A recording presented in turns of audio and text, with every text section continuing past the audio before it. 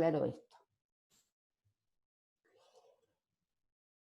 Ustedes siempre partan de un principio general de que el patrimonio es la prenda común de los acreedores, ¿sí? Lo dice el 743.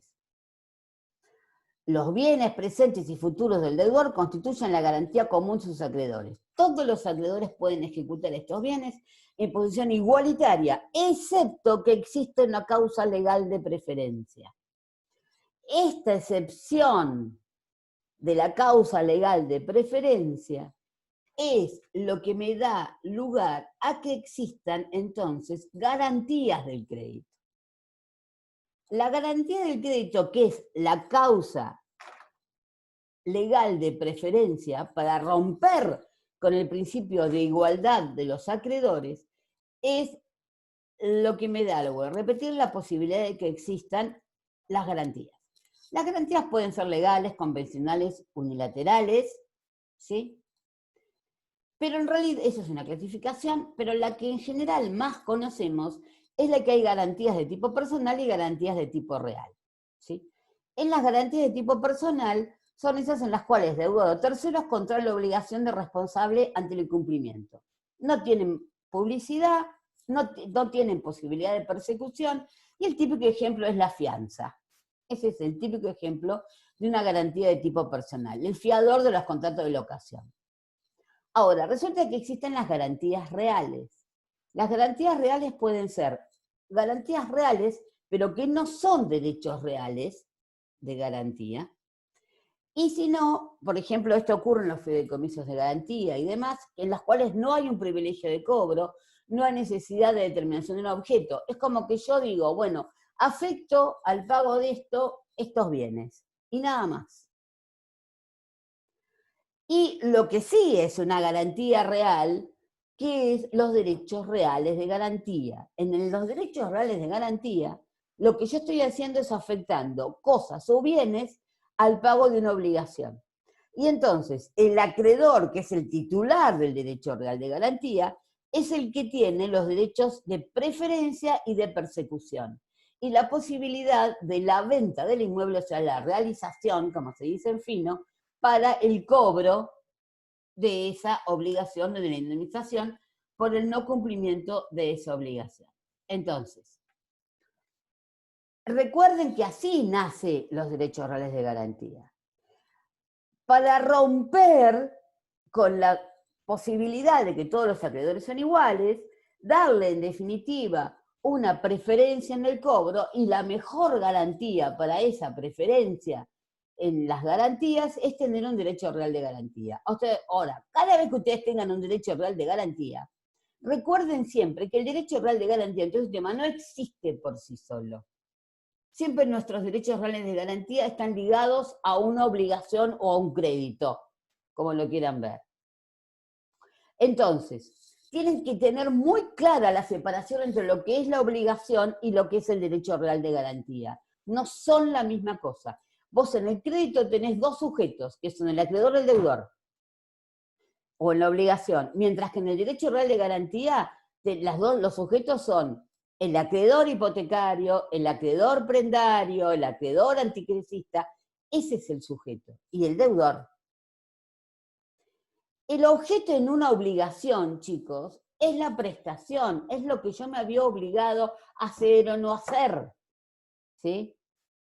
Mientras que el objeto en un derecho real de garantía es la cosa que va a ser esa cosa determinada, que es en definitiva la que se va a poder vender a efectos de cobrar.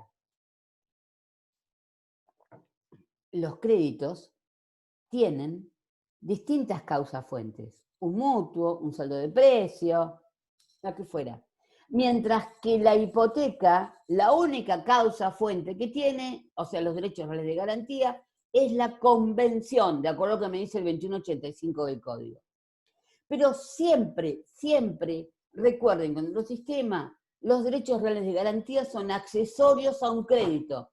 Entonces, en todos los contratos que ustedes vean, esa convención que me crea el derecho real de garantía, tenemos que tener relacionado a qué crédito acceden.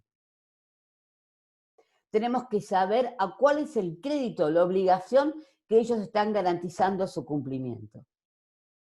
Entonces, en las hipotecas, lo más común es que ustedes, un saldo de crédito, un saldo de precio es lo más fácil porque yo adquiero un inmueble y digo de que voy a quedar debiendo tanta plata y que en garantía de eso le voy a hipotecar al vendedor, o sea, la obligación de pagar el saldo de precio la voy a garantizar con la constitución, por ejemplo, de una hipoteca a favor del vendedor.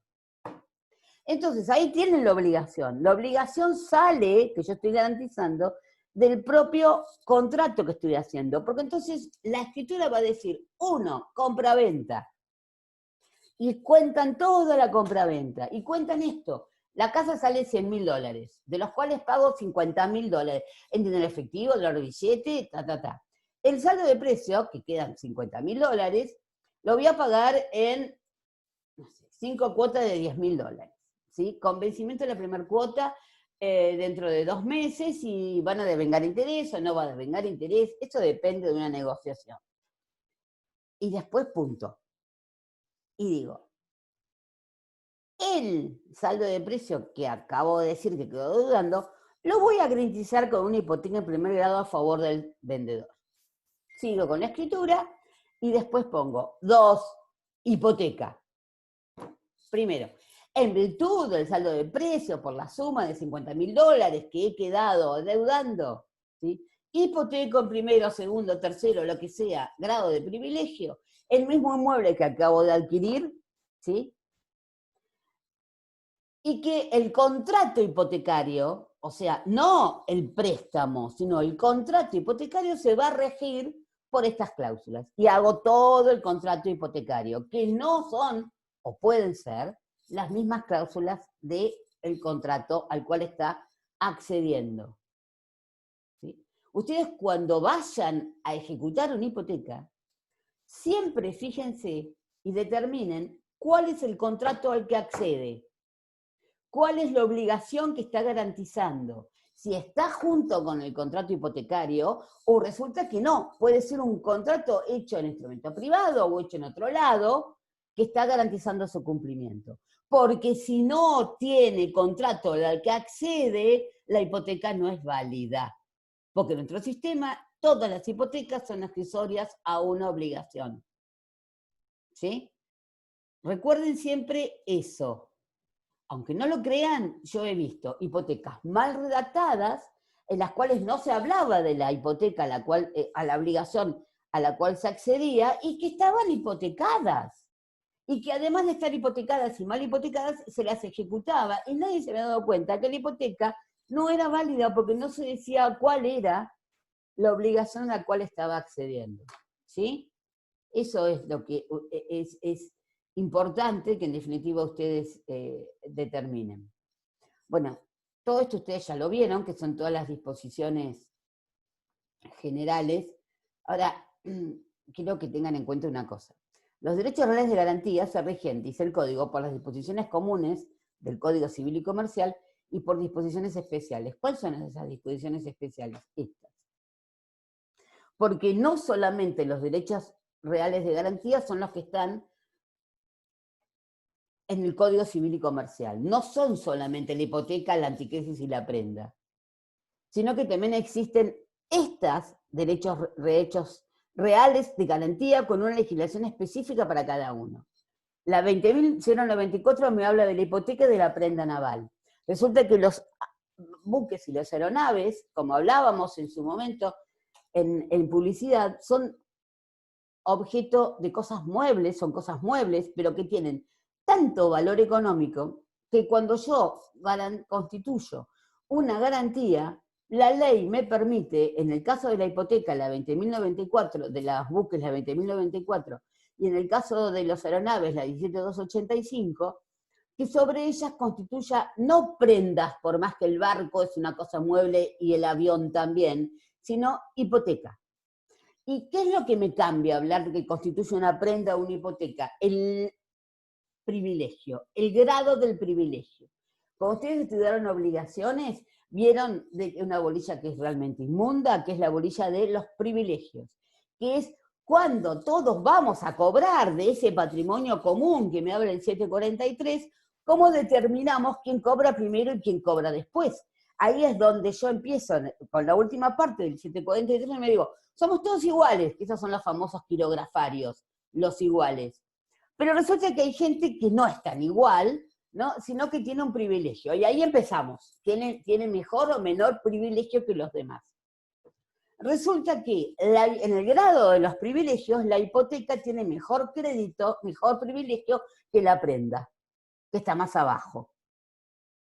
Entonces, para poder agilizar el crédito para los buques y para las aeronaves, es que estas leyes me permiten que yo pueda constituir sobre ellas y derechos reales de hipoteca y no solamente derechos reales de prenda. ¿Sí? Bien. Luego tengo también legislado aparte lo que es la prenda de automotores, que no está legislado en el código, sino que fue una ley, el decreto ley 6582 del año 58, que me decía, mira, para los autos, que la verdad, está bien, yo no sé cuánto valía un auto en el 58, ni siquiera vivía, pero vale más que si yo lo que hipoteco es un reloj. Entonces no lo puedo hipotecar, porque es un auto que se mueve, todavía no lo veían como importante. Entonces lo que yo voy a hacer es te dejo permitir prenda, pero no como la del reloj. Como vale más, lo que hago es hacer una prenda con registro, porque resulta que las prendas del Código Civil no llevan registro. Para el derecho de prenda sirve para, que me marca el Código Civil, para las cosas muebles no registrables.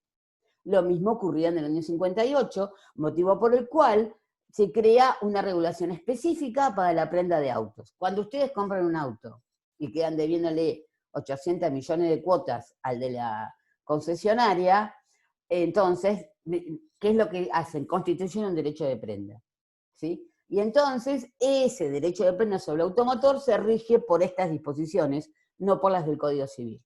También existen leyes muy viejas, pero muy viejas, que es, fíjense que es la ley 12.962, que es la de prenda con registro, prenda fija o prenda flotante, que son prendas que se hacían sobre, son esas viejas prendas que nacieron sobre los elementos de labranza, sobre los tractores, sobre las cosechadoras, porque era necesario determinarlas, pero que no se las sacaran al señor, sino que quedaran con el señor, y entonces por eso se registraban para que el productor agropecuario pudiera seguir teniendo sus elementos, y por eso se la llamaba la prenda agraria, y no se la den al que le había prestado la plata, porque ¿qué hacía? El tractor parado y el tipo sin poder arar el campo para poder juntar plata para pagar el crédito. Parecía medio estúpido. Entonces, por eso se creó a principios del siglo XX esto conocido como prenda con registro o prenda agraria. Después, fíjense el número de ley de esta, 928. O una modificación que es la ley 9.643. Vamos por la 27.000. Así que fíjense el año de la 928. Toda la numeración empezó después de 1853, así que esto será 1860, una cosa por estilo. ¿Qué son los Warran? Yo pensé que era una cosa inexistente, de que hablar de Warran era como hablar de no sé, del sexo de Los Ángeles, hasta que me enteré que hay empresas enteras que se llaman las guarranteras. ¿Y qué es el Warran? Resulta que el Warran es un título que o sea, vos tenés un campo, cosechaste y tenés 300 toneladas de trigo. Entonces vas a la cerealera y le decís, mire, ¿qué tal? Buen día. Vas a Vicentín y le decís, hola, ¿qué tal? Buen día. Tengo 300 toneladas de trigo. ¡Qué bárbaro! Sí, son de tal tipo, de tal categoría, bueno, fantástico, qué sé yo. Necesito plata para comprar la semilla para volver a sembrar. Genial. ¿Y qué me das en garantía? Yo te doy la plata para comprar la semilla. ¿Qué me das en garantía? Las 300 toneladas de trigo. Bárbaro. Y yo te emito un certificado muy bonito, que existen, que dice, el señor fulano tiene 300 toneladas de trigo que entregó en garantía de la tanta plata que yo, que soy la guarrantera, le presté. Entonces, ¿qué pasa? Si yo no le devuelvo la plata, ¿qué hace el guarrantero? Ejecuta, ¿haciendo qué? Vendiendo el trigo que yo le dejé en garantía. O sea, son créditos sobre cosas muebles fungibles. Entonces, para poder determinarlas, lo que se hizo fue crear esta especie, es en realidad un cartón, que dice warrant, que como están hechos a finales del siglo XIX, están llenos de dibujitos y de cositas. Los más viejos ahora son un poco más simples. Y existen y se hacen, y cuando entré a averiguar, claro, nosotros porque somos bichos de ciudad, pero cuando entré a averiguar en zonas cerealeras y demás, parece ser que es lo más común de la tierra. Los deventures es algo muy parecido, pero con las acciones de una sociedad. Están regulados por la 19.550, que es la ley de sociedades, y en realidad lo que ocurre en los deventures es cuando una sociedad necesita plata para inversiones, para sus actividades, en lugar de aumentar el capital, lo que hace es emitir como si fueran unas acciones que garantizan la plata que le están prestando. Y entonces lo que yo hago es emitir esos deventures que si yo no te pago, vos vas a poder empezar a ejecutar esas acciones de la sociedad. Actualmente, en lugar de hablar de los deventures, muchos hablan de lo que se conocen como obligaciones negociables, que no tienen la característica de ser un derecho real. Y después tenemos otra legislación que me habla de una especie especial de garantía real, que son las letras hipotecarias, que están en la ley 24.441. Ahora bien, yo quería decirles esto así tan rápidamente para que ustedes vean que los únicos derechos reales de garantía no son la hipoteca, la antiquesis y la prenda, sino que tenemos todas estas variantes para que ustedes dentro de 5 o 6 años un día no les vengan con esto y ustedes digan, ¡ay! En mi vida lo había escuchado nombrar. No, sí, lo Perdón, escucharon nombrar. profesora, Sí, señora. perdón. Lo de las letras hipotecarias es importante saber mucho porque en Keeper hace un análisis bastante exhaustivo Bastante sobre ese largo de tema. la letra hipotecaria. Sí, No, sí, no, y no me quedó muy yo claro lo por que eso. les diría es que ustedes sepan que existen, y que sepan más o menos qué son y cómo se regulan, lo que sería la primera parte de lo que les da Keeper, ¿sí? Porque en definitiva las Bien, letras hipotecarias surgen de una hipoteca.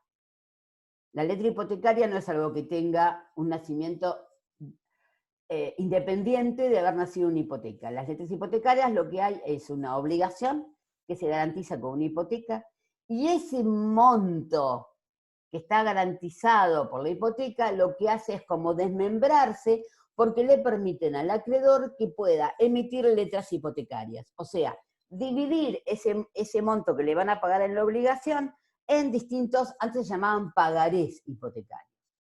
Ahora son letras hipotecarias que en virtud de la que me dice la 24.441 empiezan como a tener vida propia. Pueden ser negociados, pueden ser dados y demás. Se usó mucho la letra hipotecaria, y todavía hay hipotecas dando vuelta con letras hipotecarias. Bien. La hipoteca, que antes tenía 743 millones de artículos, ahora tiene 8. Les puedo asegurar, como siempre digo, que sufrimos como falta de aire cuando la hipoteca, que tenía tantos artículos, de golpe tenía 8. Claro, porque todos los demás ya estaban regulados en toda la parte general. Nosotros no estudiábamos el principio de especialidad de los derechos reales de garantía. Nosotros estudiábamos el principio de especialidad en hipoteca, ¿sí? Entonces, todo ese largo historia que les hicieron del principio de especialidad en cuanto al crédito y todo eso, en realidad lo que se estudiaba era exclusivamente con relación a la hipoteca. Pero se aplicaba a los otros. Lo que pasa es que los otros derechos reales, tanto la prenda como de garantía como la anticrisis, la verdad que mucha utilización no habían tenido. La hipoteca es un derecho real de garantía sobre uno o más inmuebles que deben estar individualizados.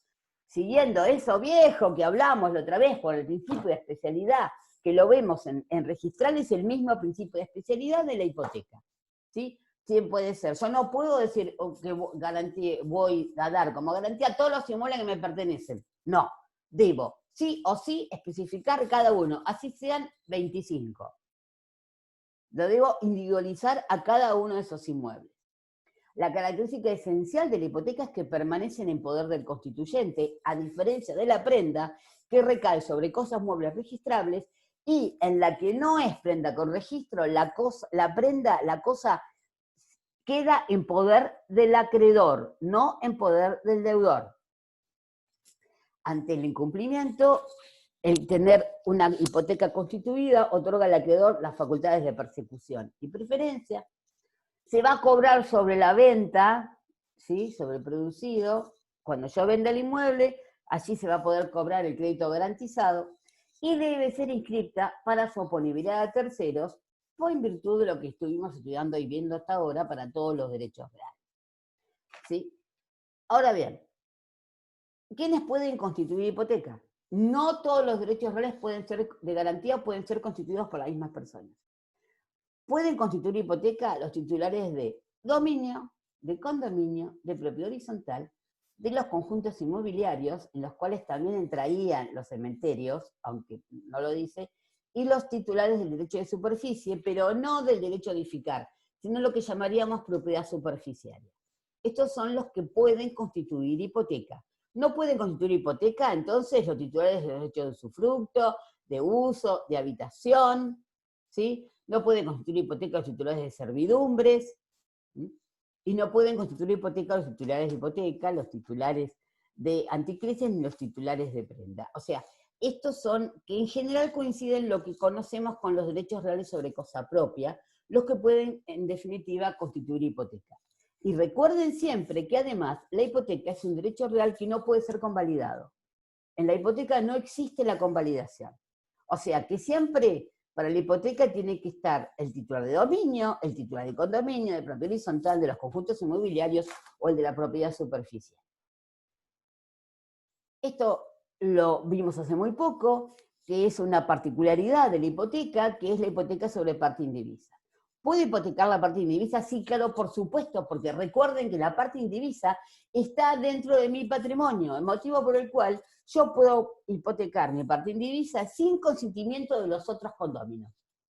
¿Sí? Ahora, recuerden lo que hablamos también, que antes Vélez me decía que se podía, pero que resulta que la hipoteca, la validez de esa hipoteca estaba a resultas de cómo, si me tocaba la cosa o no en la división de condominio. Ahora no es así, sino que el acreedor hipotecario, antes de que se haga esa partición en la división de condominio, puedo ejecutar. Lo único que obviamente ejecuto nada más que la parte indivisa sobre el inmueble y la puedo subastar. Cosa que antes no se podía o se discutía, hoy se puede porque me lo dice el 2207. Y esto es importante, que también lo vimos, pero recuérdenlo, porque esto es un tema que les sirve para dos. ¡Ping! Entonces, si se los preguntan, en el examen les van a decir, este tema no es solamente de hipoteca, sino de condominio, o sea, este tema no es solamente de condominio, sino también de hipoteca. Acá hay dos temas, señor o señorita, que le estoy preguntando. No sé por qué nunca siempre decimos señorita en lugar de decir señora, por ahí la persona del Estado Civil casada. Bien. Entonces, fíjense que además la partición judicial o extrajudicial del condómino, si el acreedor no dio el consentimiento, no le es oponible. ¿Por qué? Porque tienen que decirle al que tiene una hipoteca sobre parte indivisa, che, vamos a dividir el condominio. No me jodas, me imagino que te quedarás, qué poco científico lo mío. Me imagino que que la cosa te va a quedar en tu poder. No. Entonces no me sirve, no te puedo dar el consentimiento a esta partición. Por eso, lo que me obliga el artículo 2207 es decir, si vas a partir y está hipotecada la parte indivisa, tiene que venir el condómino, ya sea judicial o extrajudicial la partición, para dar su consentimiento. Si no da el consentimiento, eso le va a ser absolutamente inoponible. ¿Está? Ahora bien,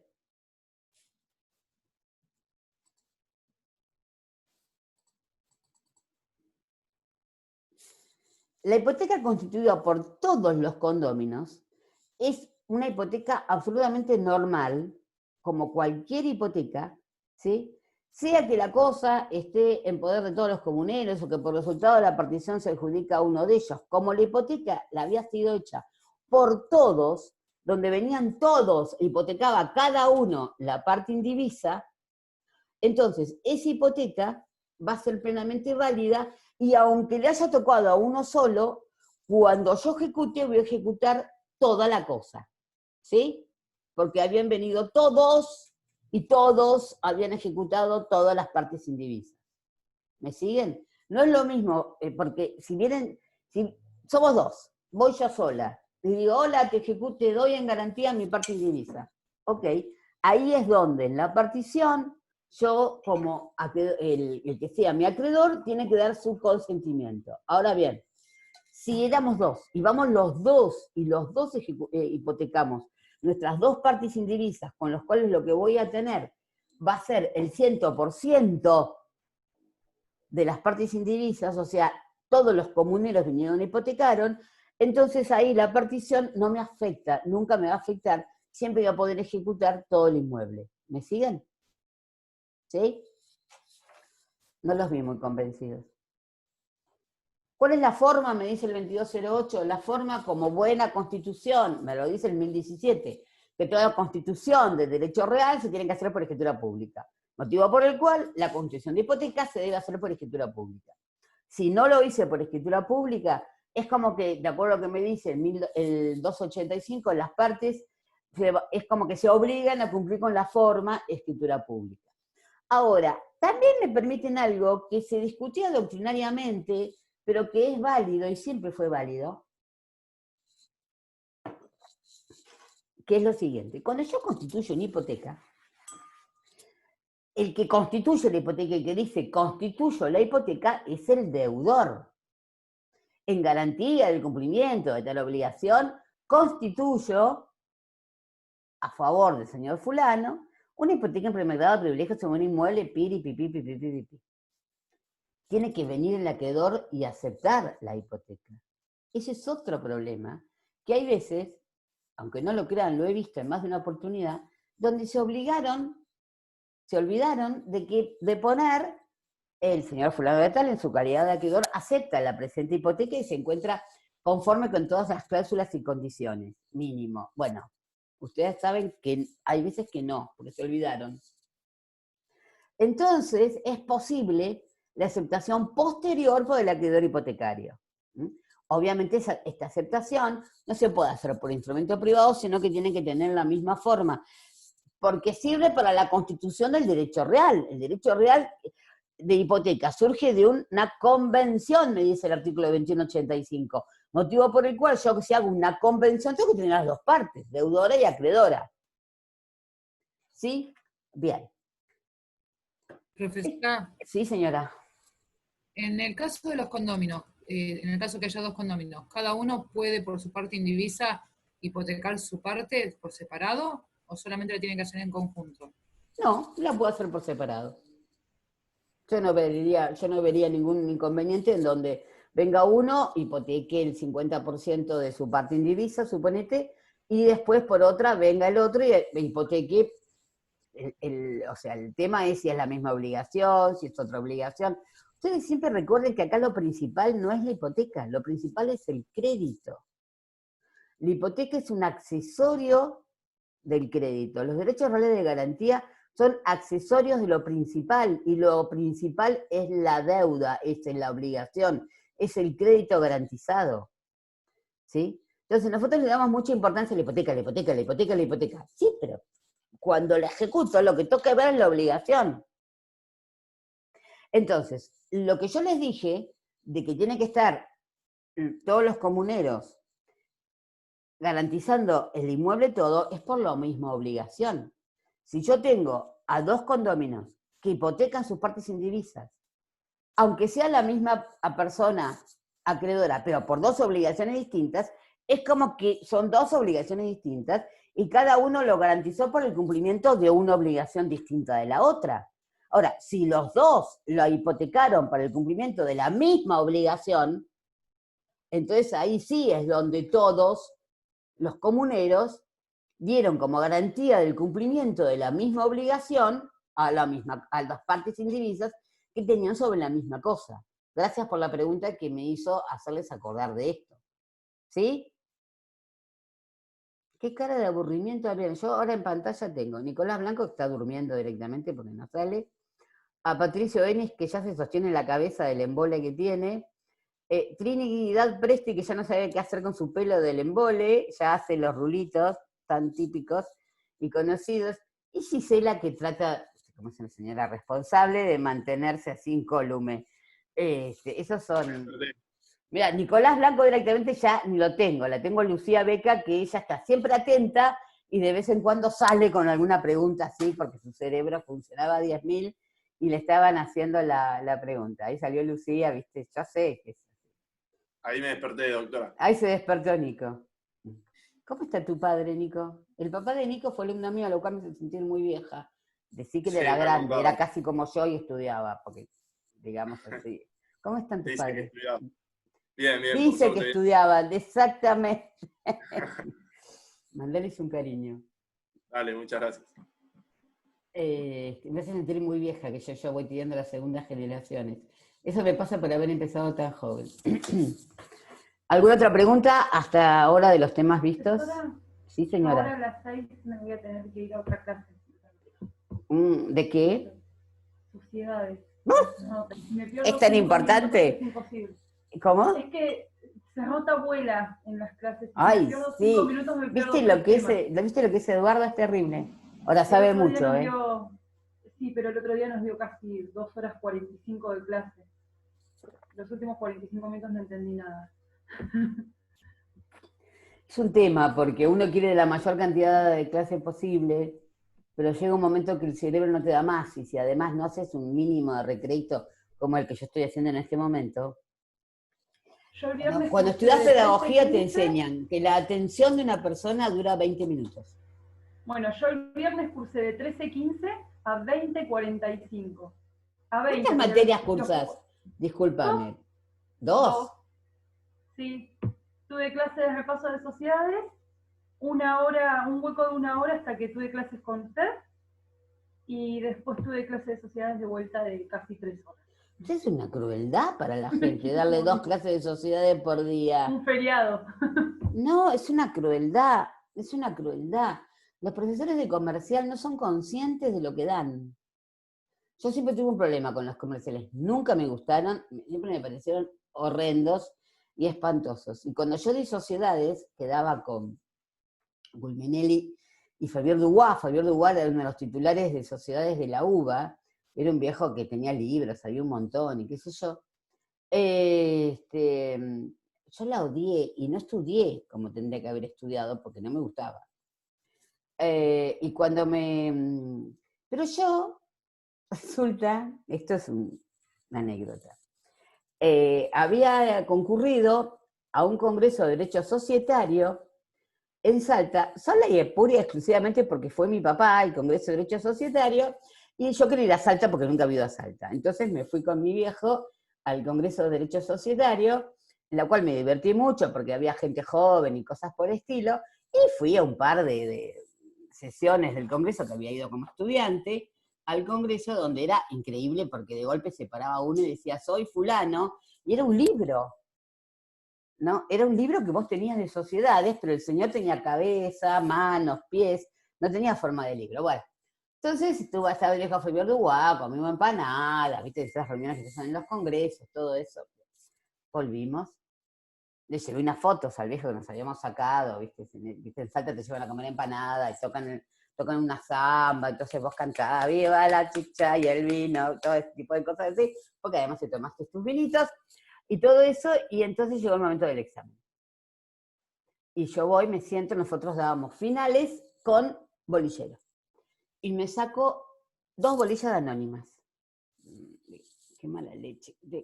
2 bolillas de anónimas, me pongo a explicar lo poco que sabía de anónimas, y de golpe me preguntan sociedades anónimas, las controladas, que era el artículo 2, me voy a acordar, 299 de la ley, que tenía, ponerle 8 incisos. ¿Cuáles eran sociedades controladas? Todos mis compañeros anteriores habían bochado el examen. Y yo dije, bueno, ya está. porque de los incisos me acuerdo 3, razón por la cual yo ya me di por despedida porque todos los exámenes me han ido mal. Digo los 3, y Fabián Dubois le dice, bueno, pero a esta chica le gusta muchas sociedades, fue un congreso, le dice a Gulminelli que lo tenía al lado, fue al congreso de sociedades de Salta, sí, porque le gusta mucho y estaba en el congreso, qué sé yo. Así que vamos a pasarla de bolilla, que era la primera de sociedades anónimas.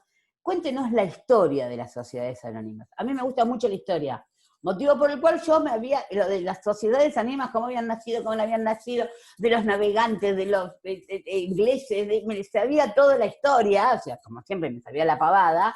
Entonces hablé de toda la historia, y Fabián Dubois me dice, muy bien, bueno, vaya, aprobó sociedades. Bueno, ¿sabes los gestos guarangos que hacían mis compañeros detrás cuando yo me paré, habiendo aprobado sociedades, cuando todos habían aplazado? ¿No? Eso me significó ir a un congreso, o sea que eso es lo poco que yo sé de sociedades. O sea, después de ahí, les juro, por Dios, porque para trabajar me tuve que poner a estudiar, porque sociedades es una cuestión que los escribanos trabajamos bastante, motivo por el cual me tuve que poner a estudiar.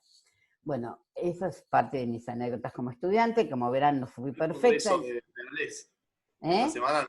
Esta semana no hay ningún congreso de reales, ¿no? No, vos sabés que no hay ningún congreso de reales. Y yo, como allá me pasó en sociedades, ya sé que no es así. Yo ya aprendí de que por más que vaya a un congreso, no... Se ve que el viejo le había quedado simpática, qué sé yo, ¿no? Desde Chupamedia en adelante lo que se les ocurra, ¿eh? Y pasaron, no sé, más de 20 años y se acuerdan y me dicen, ¿te acordás cuando aprobaste sociedades? Llevándole fotos al viejo, bueno, las guarangadas que me han dicho. Sigamos. Caducidad de la inscripción de la hipoteca. El tema es así. El Código Civil y Comercial originario, el de Vélez Arfiel, me decía que las hipotecas caducaban a los 10 años. ¿Cómo resuelvo? O sea, ¿qué es esto de caducar la hipoteca? Es los efectos de la inscripción de la hipoteca. Nosotros dijimos que la hipoteca tiene que ser inscripta para tener oponibilidad a terceros.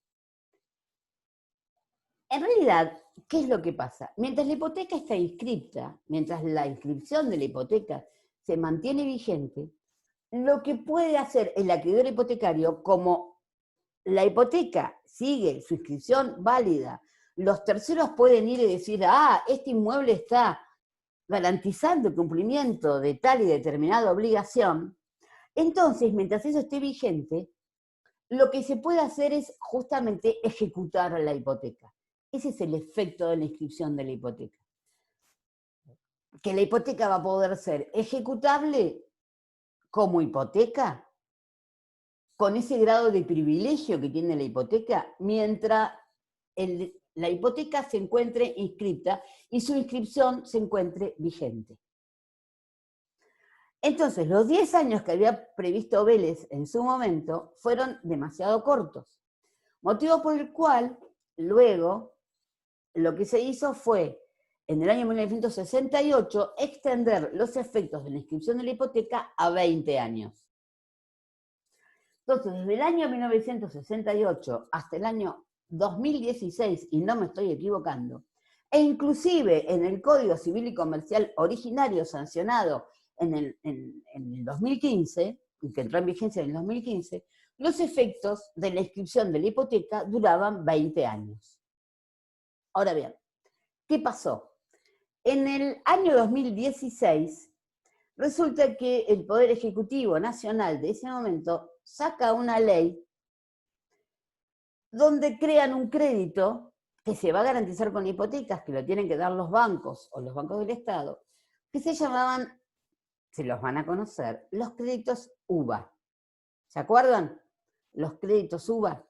Estos créditos UVA, que tanto dolor de cabeza le trajeron y le siguen trayendo a mucha gente, resulta que eran créditos que se daban por muy largo plazo, por un plazo hasta 35 años, 30 años, más o menos, 30 años.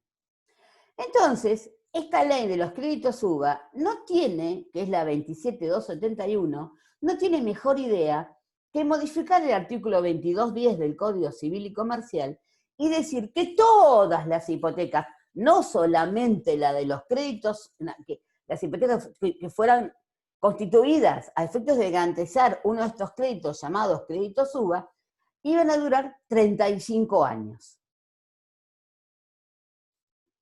Entonces, ¿qué pasó? Nos encontramos con un problema en decir, a ver, esta modificación entró en vigencia el 15 de septiembre del 2016. ¿Qué pasa con las hipotecas que estaban constituidas antes del 15 de septiembre de 2016, pero que todavía están en curso? O sea, hipotecas que se viene pagando la deuda o la obligación contraída o, en forma perfecta, ¿sí? En virtud de la interpretación que se había hecho, o que se hizo, del artículo 7 del Código Civil y Comercial, que es verdad, las leyes rigen para el futuro, no en forma retroactiva, a menos que sean obligaciones que siguen su curso de ejecución. Por este motivo es que se crean en este momento vigentes dos interpretaciones distintas del artículo 2210 del Código Civil y Comercial. El 2210 dice las hipotecas, los efectos de la inscripción de una hipoteca se conservan por un plazo de 35 años. Entonces, el registro de propiedad de la provincia de Buenos Aires y el registro de la propiedad de la ciudad de Buenos Aires sacaron dos DTR. Los DTR son las disposiciones técnico-registrales que me rigen, en definitiva, cómo es que los registros toman las interpretaciones de la legislación de fondo, y me dice, bueno, mira, el tema es así. En virtud de lo que me dice el artículo 7, como los derechos que todavía están en curso de ejecución se les aplica la ley que está vigente, yo lo que digo es, las hipotecas que ya se habían pagado, que no estaban en definitiva, y que además ya habían cumplido los 20 años con anterioridad al 16 de septiembre de 2016, ya está. Las hipotecas que todavía no caducaron, sino que le falta para caducar, se les aplica el nuevo 2210, motivo por el cual van a tener 35 años. Pero para que la hipoteca no le apliquen los 35 años, ya tiene que haber caducado, o sea, tiene que ser una hipoteca constituida 20 años antes del 15 de septiembre de 2016. O sea, una hipoteca constituida en 1995, en 1994, ¿sí? Si la hipoteca había sido constituida 10 años antes, no importa, así le faltaban 19 años. Se habían cumplido 19 años, si faltaba un año, no importa, pasaron a, ¿no caducó? No caducó. Entonces su inscripción va a tener una vigencia de 35 años. Esta es la misma disposición que se había aplicado en el año 1968, cuando se pasó de 10 a 20 años. Se dijo, todas las hipotecas que ya cumplieron los 10 años se encuentran caducas, las que no, se pasan al plazo de 20 años. La provincia de Mendoza hizo una interpretación totalmente distinta. Le dijo, si la hipoteca fue constituida antes de que estuviera vigente la 27271, entonces, haya caducado o no haya caducado, va a tener 20 años. Si la hipoteca fue constituida con posterioridad al 16 de septiembre del 2016, entonces va a tener una vigencia de 35 años. ¿Sí? O sea, como verán, hay en este momento en el país dos interpretaciones distintas con respecto al plazo de validez de la inscripción de una hipoteca. Recuerden siempre que el plazo de inscripción de una hipoteca es para que la hipoteca siga teniendo efecto para poder ser ejecutada. Si se vence el plazo de inscripción de una hipoteca y la obligación todavía no ha sido cumplida, entonces lo único, no puede hacer nada el acreedor porque nada más, o sea, perdió la preferencia, razón por la cual va a tener que ir para el cumplimiento de la obligación como un acreedor quirografario. Lo que pasa, fíjense que son plazos muy largos, 20 años, 35 años. Si yo cumplí la obligación, ¿qué es lo que tengo que hacer? Tengo que cancelar la hipoteca. La cancelación de la hipoteca, en realidad es la cancelación de la inscripción del derecho de hipoteca en el registro, porque la obligación ya se extinguió con su cumplimiento. Entonces, lo que yo hago cuando cancelo una hipoteca no es cancelar la obligación, sino que estoy cancelando, ¿sí?, la hipoteca, el derecho real de garantía que estaba garantizando el cumplimiento de una obligación ya cumplida. Si yo cumplí con la obligación, en definitiva la hipoteca se extinguió, pero no, o sea, no va a poder ser ejecutada. Si alguien pretende ser ejecutada, ¿qué te meten? Una excepción de cumplimiento de la obligación. Pero, no los quiero enredar más, pero quiero que entiendan lo que significa esto. ¿Lo entendieron? ¿Sí? ¿Más o menos? El único que veo es a vos, Nicolás. Espero que veo más gente porque... ¿lo entendieron? ¿Se entendió? ¿Se entendió qué significa la inscripción de una hipoteca? Eso es lo que me interesa. ¿Y por qué es importante la caducidad? Porque cuando se me caduca el plazo de vencimiento de la hipoteca y yo no lo renuevo y no me cumplieron la obligación, perdí la posibilidad de ejecución con privilegio. Ese es el resultado. Ahora bien,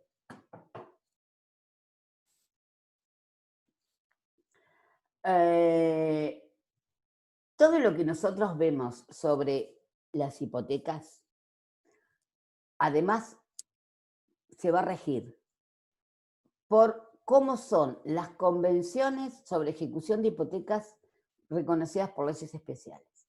La ejecución de las hipotecas pueden tener leyes especiales, como son las que surgen en las cartas de creación de los bancos hipotecarios, nación, provincia, ¿sí?, y por el procedimiento especial de ejecución que surge de la 24441, que es un procedimiento que no es un procedimiento judicial para la ejecución.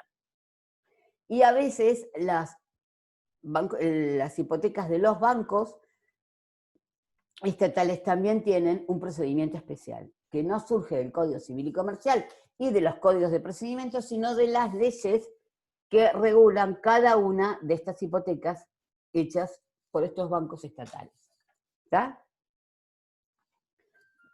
Bien.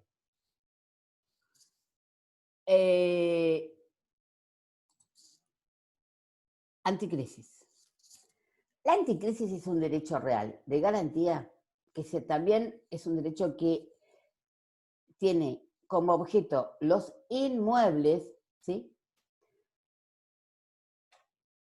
y como modificación total de la anticrisis que permitía el Código Civil y Comercial me dice que el objeto de la anticrisis son las cosas registrables e individualizadas. O sea, que pueden ser cosas muebles o inmuebles siempre y cuando esas cosas muebles sean regularizadas. Perdón, sean inscribibles.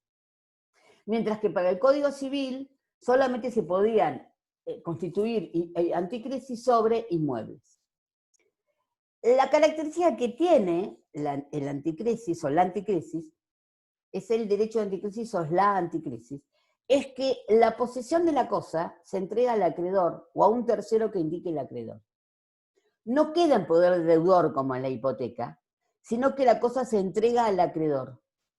Y este acreedor tiene la autorización para percibir los frutos y los va a poder imputar a la deuda. Y se va a poder determinar si se aplica primero al capital y después a los intereses, o si se aplica exclusivamente al capital, o se aplica exclusivamente a los intereses. como todos los derechos reales, es un derecho real de garantía, recae sobre una cosa ajena, es accesorio porque surge en garantía de una deuda y también es un derecho indivisible. Ahora bien,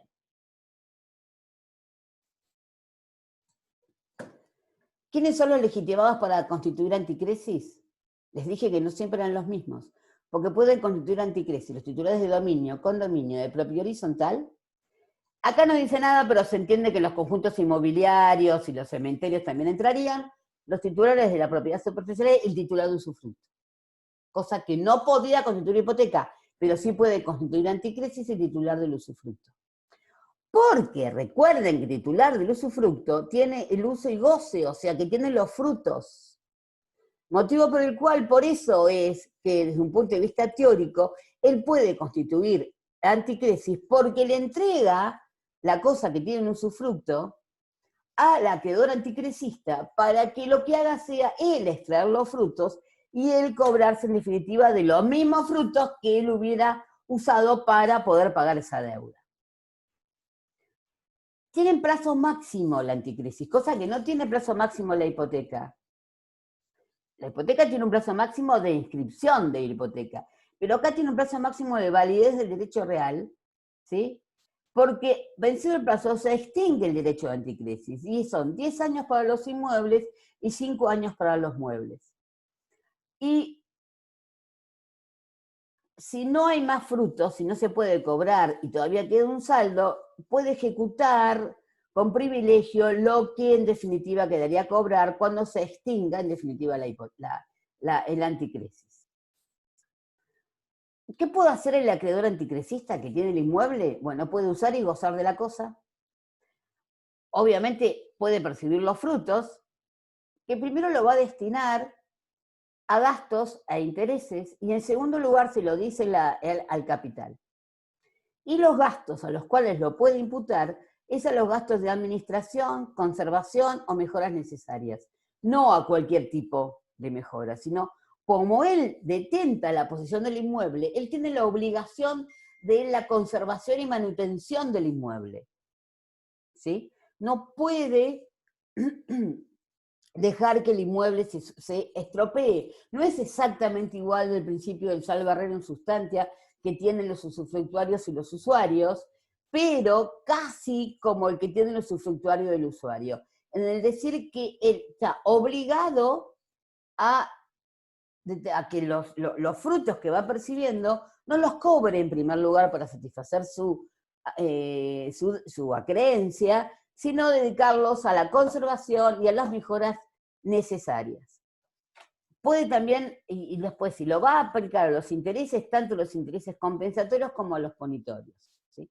Y también fíjense que puede el acreedor anticresista iniciar acciones tanto posesorias como acciones reales. ¿Por qué? Porque detenta la posesión de la cosa. Recuerden que detenta la posesión de la cosa. Ahora, el acreedor, fíjense que tiene todo esto, debe conservar la cosa, debe administrar con la cosa, puede explotarla él mismo, darle en arrendamiento, habitarla o imputar el pago al valor locativo, no puede modificar el destino excepto pacto en contrario, debe pagar los impuestos, y si no cumple con estas obligaciones, se extingue la garantía y debe restituir la cosa. Ahora bien, lo mismo, la inscripción dura lo mismo que el derecho, 10 años en los inmuebles y 5 años en los muebles. A mí me interesa que nosotros miremos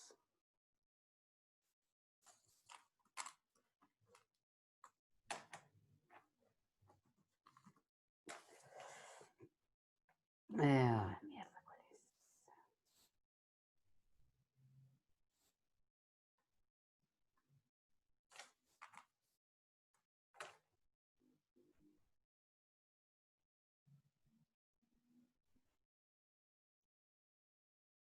Disculpen, ¿eh?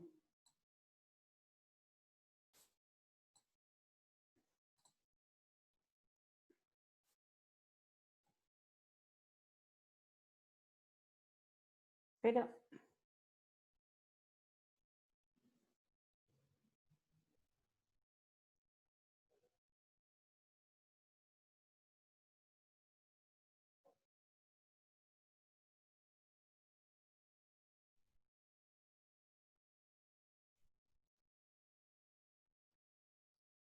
Me estoy enojando. Porque no encuentro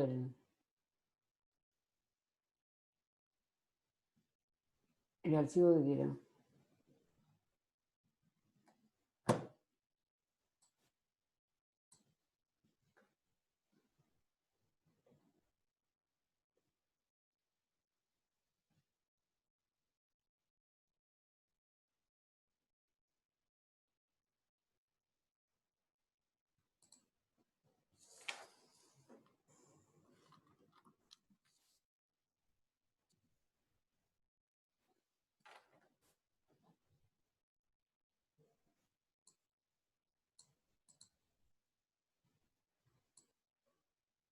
Estoy por llorar.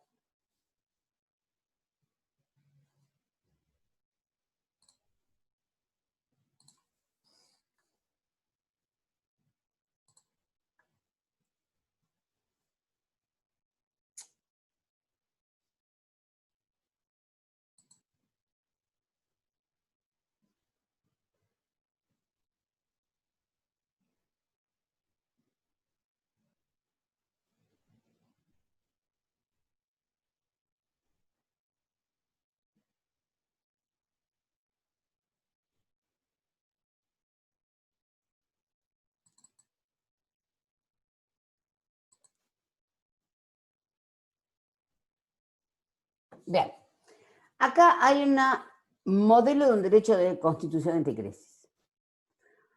Vienen, comparecen y dicen que han acordado celebrar un contrato de anticrisis que se desarrollará de acuerdo con las siguientes cláusulas.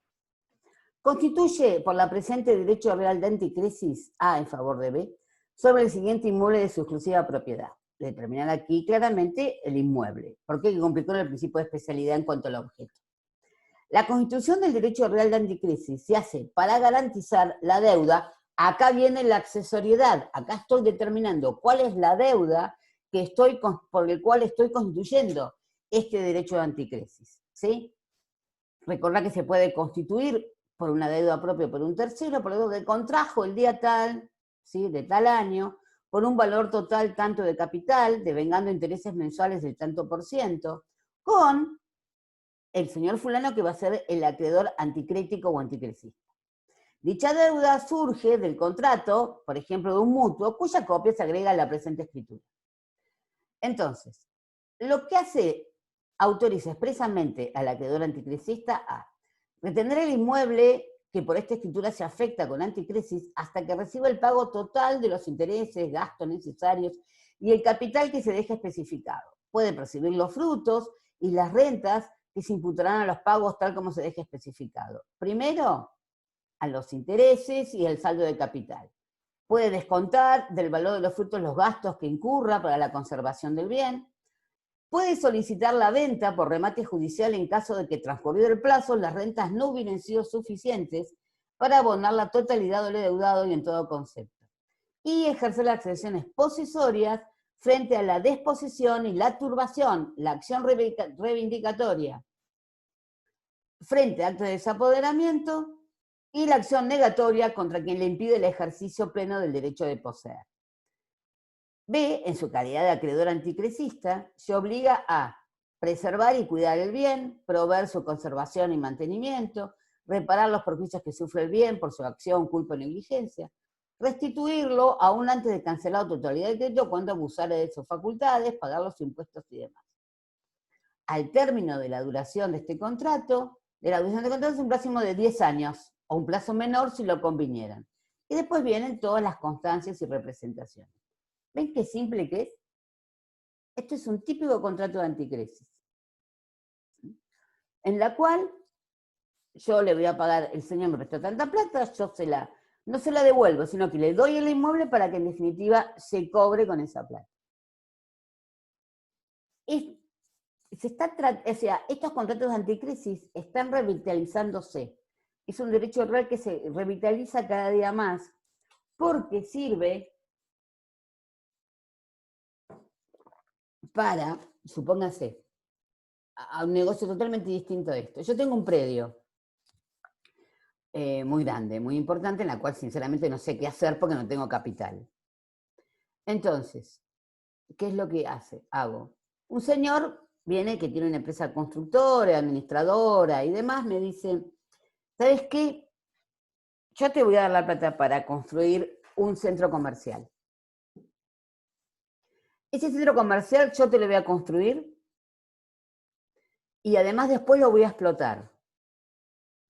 Razón por la cual voy a tener la posesión de ese bien por 10 años, y en esos 10 años yo me voy a cobrar con el alquiler de los locales del centro comercial, del shopping, toda la inversión que hice, que en definitiva te presté, porque después de 10 años vos te vas a quedar con ese shopping. Entonces, yo, en lugar de darte la plata y que vos construyas, ¿sí? Y mi hipoteca es ese inmueble, lo que hago es darte la plata, pero yo te construyo lo que yo quiero, que lo especificamos en el contrato, si querés, y además me voy a quedar por 10 años con ese inmueble para cobrarme la inversión que hice y el crédito, que en definitiva, de la plata que te presté. Y al cabo de 10 años, vos te quedás con ese shopping, para que de ahí en más empieces vos a cobrar los alquileres. Eso es un típico contrato de anticrisis que se está utilizando bastante.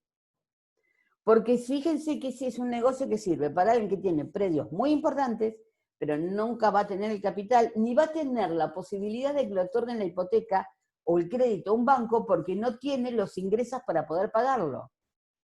Entonces, de esa forma vos negociás, vos tenés la cosa, pero el otro tiene el capital, y entonces juntás el dueño del inmueble con el que tiene el capital y haces un negocio que a los dos les conviene, en definitiva. Es muy interesante desarrollarlo y en otros países de América se utiliza muchísimo la anticrisis. Porque es interesantísimo cómo se puede utilizar y cómo se puede combinar con distintos negocios jurídicos. ¿Sí? Chicos, ya van 2 horas. Como siempre, terminamos hablando 2 horas. Bueno, a ver. ¿Tienen clase el miércoles para terminar? Y si falta Por mí una sí. repaso el sábado, o el sábado, el viernes o el sábado a la mañana, ¿les parece? Por mí sí, por mí sí. A ver, ahora, Sí, creo espera que que cierro a mí esto, también. así los veo todos. Pónganme todos que sí, por favor. El miércoles igual no hay con el titular. Ah, ni idea. Yo ayer me metí y no había ninguna clase. No, porque en la semana siempre pone los miércoles. Ahora no sé si puso. En el campus no había nada. Claro, no había nada todavía en el campus. A ver. Nunca lo pone.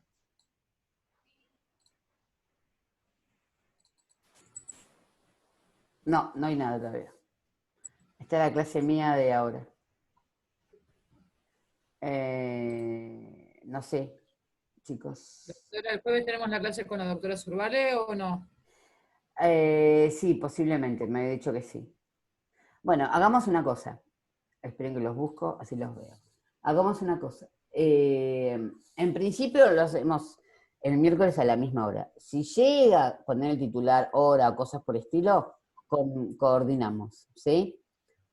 Y por ahí se tendrán que bancar 2 clases como la otra vez, pero bueno, en la variedad está el gusto. No sé qué tema le falta al titular.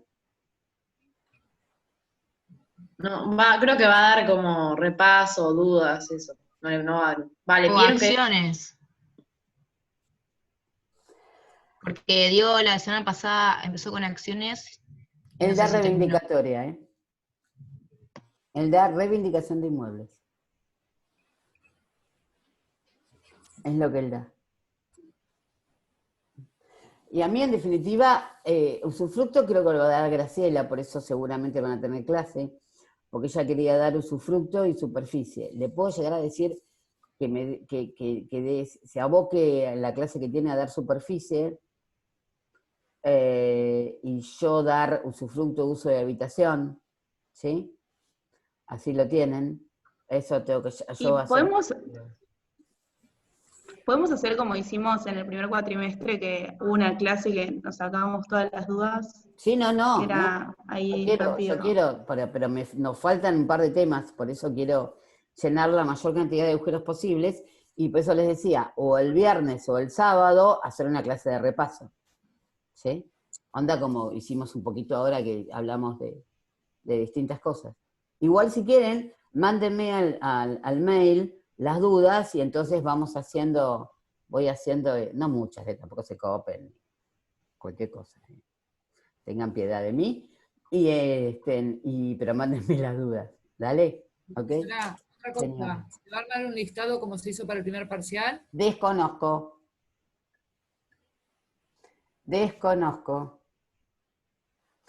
Acá alguien me dijo, ¿quién me dijo? Nazaret Jiménez. Nunca supimos por qué tuve yeso, por qué tenía el yeso en la mano, porque me caí tipo bolsa de papa, y me apoyé me apoyé con la mano, cuando me caí en la calle, y entonces se me produjo una distensión muscular, eso le pasa de vieja, distensión muscular y una especie de, ¿cómo dice? Todo acá en la articulación, ¿cómo me dijeron que se llama? Carpiana, no sé, una cosa así, y tenía una fisura en uno de los, metacarpiana, y tenía una fisura en uno de los huesitos. Entonces, me enyesaron para que no moviera mucho la mano y no anduviera haciendo, pero no la tuve mucho, la tuve unos 10 días más o menos, después andaba con la muñequera y era media alta. Pero a veces que me olvido y me duele, porque hago esfuerzo con la mano y cosas así, y duele. No fue eso, por eso tuve el yeso. Y después me quemé acá. No, en la vida lo lleva a uno a hacer cosas de viejo y le van pasando cosas de viejo. Es así. No queda otra. Bueno, niños, mis queridos. ¿Te puedo hacer una pregunta? Como no, mientras no sea la edad, no hay problema. No. ¿El titular de condominio sobre su parte indivisa puede constituir un derecho real de usufructo? Sí. ¿Y un derecho personal? En teoría podría. Lo que ocurre que el tema va en consonancia con el uso de la cosa. Porque, y también lo mismo ocurre con el derecho de usufructo. El tema está en el uso de la cosa. Porque acordate que hay toda una serie de reglas de cómo puede ser utilizada la cosa. Entonces que la pueden utilizar todos. Eso va a depender de la naturaleza inclusive de la cosa. Si puede ser utilizada por todos, si es necesario que como para que sea utilizada por todos es imposible, se determine entre todos qué hacer con la cosa. Entonces el tipo de derecho o el tipo de ya sean reales o personales, sobre todo los que impliquen un uso de la cosa, van a depender del tipo de cosa y de cómo se haya pactado su uso. Bien, gracias. No hay problema. ¿Algo más? ¿Nada más? Bueno, entonces me voy a tomar un café. En mi casa, no se crean que ando haciendo... A esta altura ya creo que cerraron los cafés además. Chicos, entonces, en principio, miércoles 4:30. Si yo veo o me comunico con el titular y me dice que él justo tiene que ir a esa hora porque después no puede, si no, coordino con él para que, como hicimos la otra vez, para que no se superpongan. ¿Dale? ¿Ok? ¿Sí? Ustedes piensen que dentro de una semana esta tortura se termina. ¡Mala cara! Ojalá, dice. Chao, chicos. Gracias, muchas gracias. Gracias. Chao. Chao. Ahora sí. Hasta luego.